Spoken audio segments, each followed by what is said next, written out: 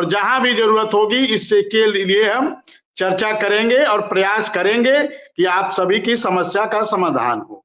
क्योंकि हम लगातार देख रहे हैं, हमें याद है 2013 से लगातार, और हमें याद है लखनऊ के लक्ष्मण मेला मैदान में जब हम लोग 56 दिन का धरना दे रहे थे, तो उस धरने में भी वो आकर हम लोग को समर्थन दिए थे।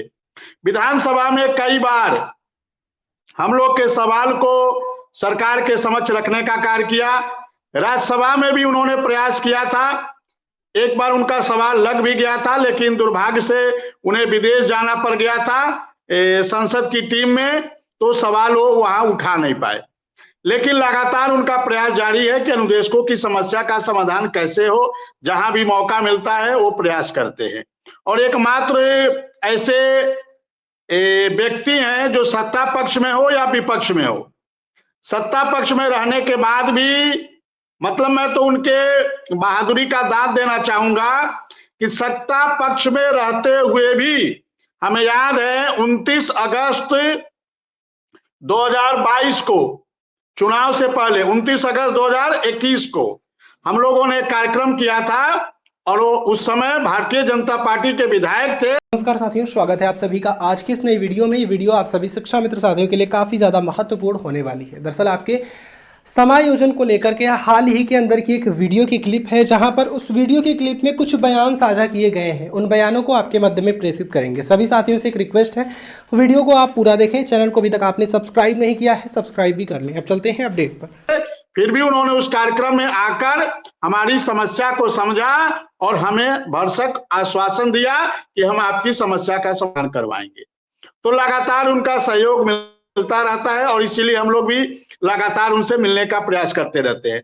गोरखपुर में कई समस्या आई, एक बार 68 अनुदेशकों का नवीनीकरण एक बीएसए ने रोक दिया था। उन्होंने डीएम से कहकर लगातार प्रयास करके उन्हीं की देन थी कि 68 अनुदेशकों का नवीनीकरण उन्होंने करवाया था। तो ऐसे बहुत सारे काम हैं, अनुदेशकों की समस्या को लेकर लगातार उनका आशीर्वाद मिलते रहता है। तो आज इसी क्रम में हम गए थे वहां पे और अपनी बात को रखने का कार्य किया। उन्होंने भरसक प्रयास किया है, भरोसा दिलाया है कि हम आपकी समस्या का समाधान करवाएंगे। तो हमारा प्रयास जारी है सर, सफलता मिले न मिले, सफलता मिलना अपने हाथ में नहीं है। हमारे हाथ में एक काम है, प्रयास करना, संघर्ष करना, अपनी समस्या हर उस टेबल पे पहुंचाने का कार्य करना जहां से उसको लेकर हम आगे जा सके। इसी कड़ी में उम्मीद है कि सोम मंगल तक प्रमुख सचिव बेसिक शिक्षा सुंदरम जी से भी मुलाकात हो जाएगी। ऐसा समाचार मिल रहा है कि सोम नहीं तो मंगलवार, मतलब बुधवार से पहले हमारा प्रयास चल रहा है कि एक बार हम प्रमुख सचिव सुंदरम जी से भी मिलकर अपनी समस्या, और जो बेसिक शिक्षा सचिव है अपर्णा मैडम से भी मिलकर अपनी समस्या रखने का। तो हमारा लगातार प्रयास जारी है। मैं कभी बैठता नहीं हूं, जहां भी मौका मिलता है अनुदेशक के बारे में सोचना, कैसे अनुदेशकों की समस्या का समाधान हो, केवल और केवल इसी पे हमारा विचार चलते रहता है और जहां तक प्रयास होता है उसको हम आगे लड़ते हैं सर।